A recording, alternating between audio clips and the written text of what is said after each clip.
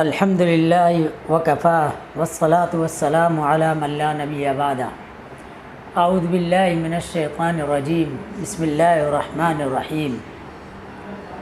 یا ایہا الناس اعبدوا ربکم الذی خلقکم والذین من قبلکم لعلکم تتقون۔ یا ایہا الناس، اے لوگو، اعبدوا، عبادت کرو، ربکم، اپنے رب کی، ربا رب، کم اپنے رب کی، الذی وہ رب، وہ ذات، خلقکم جس نے پیدا کیا تم کو، جس نے تخلیق کی تمہاری، والذین اور ان لوگوں کی بھی، من قبلکم جو تم سے پہلے تھے، لعلکم شاید کہ تم، تاکہ تم، تتقون بچ جاؤ، تاکہ تم تقوی اختیار کرو، تاکہ تم اللہ سے ڈرو۔ پچھلی آیات میں اور پچھلے رکوع میں اللہ رب العالمین نے مختلف گروہوں اور مختلف انسانوں کا تذکرہ کیا۔ اب یہاں سے اللہ رب العالمین اپنی وحدانیت کہ وہ رب ایک ہے اور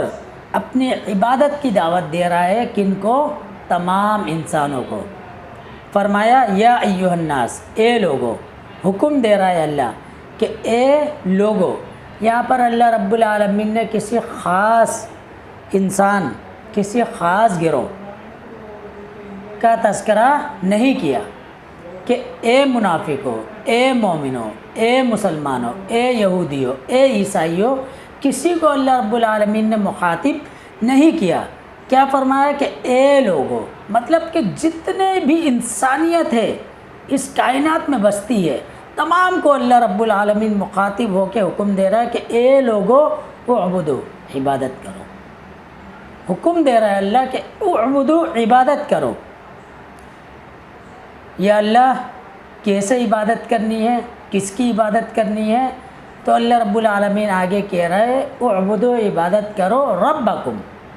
اپنے پالنے والے کی، اپنے رب کی، ربکم، اپنے رب کی، اپنے پالنے والے کی۔ کون سا رب؟ الذی، وہ رب، خلقکم جس نے تخلیق کی تمہاری، جس نے پیدا کیا تمہیں۔ یہاں ایک بات قابل ذکر ہے کہ اللہ رب العالمین ہمیں عبادت کا حکم دے رہا ہے، کس لیے؟ کہ اس نے ہماری تخلیق کی۔ تو اگر ہم قرآن کا مطالعہ کریں تو ایک مقام پر اللہ رب العالمین نے ارشاد فرمایا وما خلقت الجن والانس الا لیعبدون، کہ میں نے جن و انسانوں کی تخلیق اپنی عبادت کے لیے کی ہے۔ تو اسی مناسبت سے اللہ رب العالمین نے یہاں پر تذکرہ کیا ہے کہ عبادت کرو اپنے رب کی جس نے تمہاری تخلیق کی۔ تو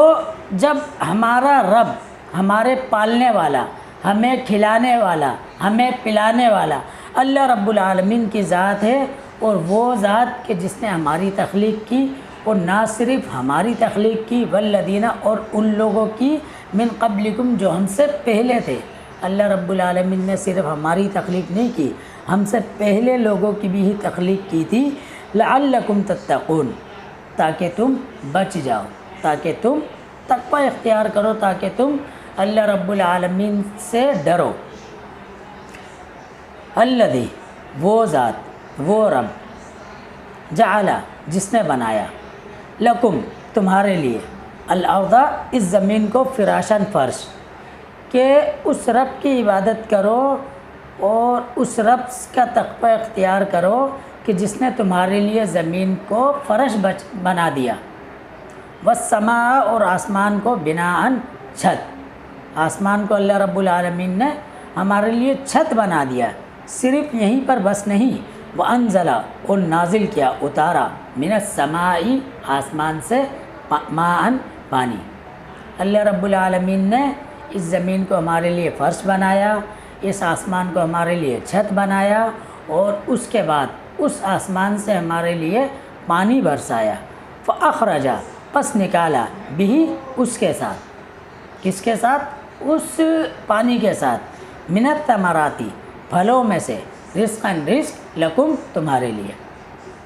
کہ اللہ رب العالمین نے جب آسمان سے ہمارے لیے پانی برسایا تو اس پانی سے ہمارے لیے درخت اگائے، ہمارے لیے یہ پھل بوٹیاں اگائیں، ہمارے لیے یہ فصلیں اور یہ جو ہم سبزیاں کھا رہے ہیں یہ سب چیزیں اگائیں، اور ساتھ ہی ساتھ بالخصوص جس کا اللہ رب العالمین نے تذکرہ کیا ہے کہ اللہ رب العالمین نے تمہارے لیے اس پانی کے نازل ہونے سے پھل اگائے، رزقا لکم جو تمہارا رزق ہے، فلا پس نہ تجعلوا تم بناؤ للہ اللہ کے لیے اندادن شریک وانتم تعلمون اور اس حال میں کہ تم جانتے ہو کہ جب اللہ رب العالمین تمہارا پروردگار ہے، تمہارا رب ہے، جس نے تمہاری تخلیق کی، تمہارے لیے اس زمین کو فرش بنایا، تمہارے لیے اس آسمان کو چھت بنایا، اور اس چھت سے اس آسمان سے اللہ رب العالمین نے تمہارے لیے پانی نازل کیا، اور پانی نازل کرنے کے بعد اللہ رب العالمین نے اس پانی سے تمہارے لیے پھل اگائے، پھل پیدا کیے، تو اب تمہارا کیا کام بنتا ہے کہ جانتے بوجھتے اللہ رب العالمین کا شریک مت ٹھہراؤ۔ وہ اللہ رب العالمین وحدہ لا شریک ذات ہے کہ اس کا کوئی ثانی نہیں ہے، اس کی کوئی مثال نہیں ہے، اس جیسا کوئی نہیں ہے، اس کی صفات میں، اس کے اسماء میں کسی کو بھی شریک مت ٹھہراؤ، وانتم تعلمون اور تم جانتے ہو۔ اگر جانتے بوجھتے اللہ رب العالمین کے ساتھ شرک کر رہے ہو تو ان الشرک لظلم عظیم، تو سن لو کہ شرک سے بڑا کوئی ظلم نہیں ہے۔ اور اگر تم جانتے نہیں ہو تو یہ قرآن حکیم اللہ رب العالمین کی کتاب، اللہ رب العالمین کا کلام، اس کو پڑھو، اس کو سمجھو، اس پر غور کرو، تو اگر نہیں جانتے ہو تو تمہیں علم ہو جائے گا کہ اللہ رب العالمین ہی وحدہ لا شریک ذات ہے کہ جس کی عبادت لائق ہے، اس کے علاوہ کسی کی عبادت لائق نہیں ہے۔ آگے اللہ رب العالمین ارشاد فرما رہا ہے وَإِن كُنتُمْ اور اگر کنتم ہو تم فی ریبن شک میں، کس چیز سے شک میں ہو، مما اس سے جو نزلنا نازل کیا ہم نے، اتارا ہم نے، علی اوپر عبدنا ہمارے بندے کے، کہ اگر تم اس لاریب کتاب، اس بے شک کتاب میں شک میں ہو، مما نزلنا علی عبدنا جو ہم نے اپنے بندے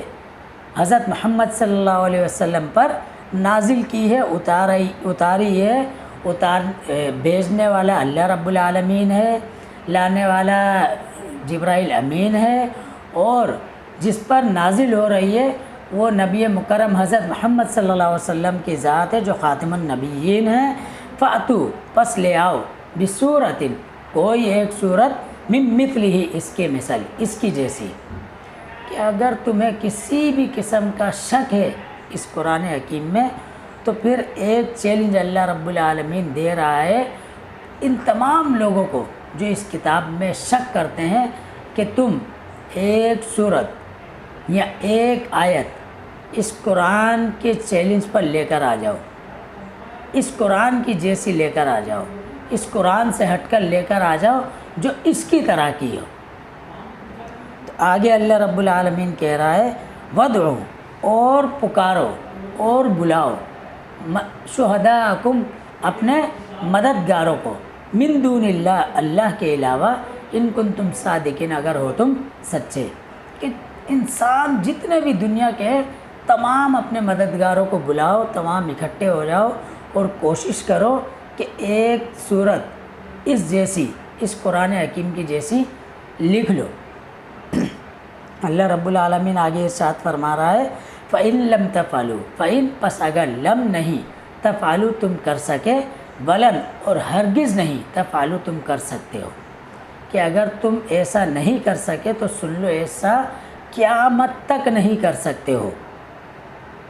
فَاتَّقُوا پس بچ جاؤ، النار اس آگ سے، التی وہ آگ، وقودها ایندھن ہے اس کے، الناس لوگ، والحجارۃ اور پتھر، اعدت تیار کی گئی ہے، للکافرین کافروں کے لیے۔ اللہ رب العالمین کہہ رہا ہے کہ اگر اس قرآن کے مثل کوئی صورت، کوئی آیت نہیں لا سکتے تو ایک کام کرو۔ تو اللہ رب العالمین بعد میں یہ بھی فرما رہا ہے وَلَن تَفْعَلُوا اور تم لا نہیں سکتے، چیلنج تو اللہ رب العالمین نے دے دیا ہے، لیکن ساتھ ہی ساتھ اللہ رب العالمین کہہ رہا ہے کہ تم نہیں لا سکتے تو ایک کام کرو کہ اس آگ سے ڈر جاؤ، عدت للکافرین، اس آگ سے ڈر جاؤ، وقودہ الناس والحجارہ، کہ جس کا ایندھن لوگ اور پتھر ہے۔ پتھر سے مراد بقول ابن عباس گندک کے پتھر ہیں، اور بعض حضرات کے نزدیک پتھر کے وہ اصنام، وہ بت بھی جہنم کا ایندھن بنیں گے جن کی لوگ دنیا میں پوجا کرتے تھے، پرستش کرتے تھے، جیسا کہ قرآن مجید میں اللہ رب العالمین نے ارشاد فرمایا ہے، انکم وما تعبدون من دون اللہ حسب جہنم، تم اور جن کی تم عبادت کرتے ہو وہ تمام کا تمام جہنم کا ایندھن بنیں گے۔ تو اللہ رب العالمین نے ارشاد فرمایا کہ اس آگ سے بچ جاؤ جس کا ایندھن لوگ اور پتھر ہے، عدت للکافرین، تیار کی گئی ہے یہ کافروں کے لیے۔ یہاں ایک بات معلوم ہو رہی ہے کہ جہنم اصل میں کافروں اور مشرکوں کے لیے تیار کی گئی ہے، اور دوسری بات یہ معلوم ہوئی کہ جنت اور جہنم ان دونوں کا وجود ہے، یہ دونوں موجود ہیں، جو اس وقت بھی ثابت ہیں، یہی سلف صالحین کا عقیدہ ہے، اور یہ تمثیلی چیزیں نہیں ہیں۔ لیکن آج کے اس دور میں بھی بعض مجتہدین اور منکرین حدیث اس جنت اور جہنم کا انکار کرتے ہیں۔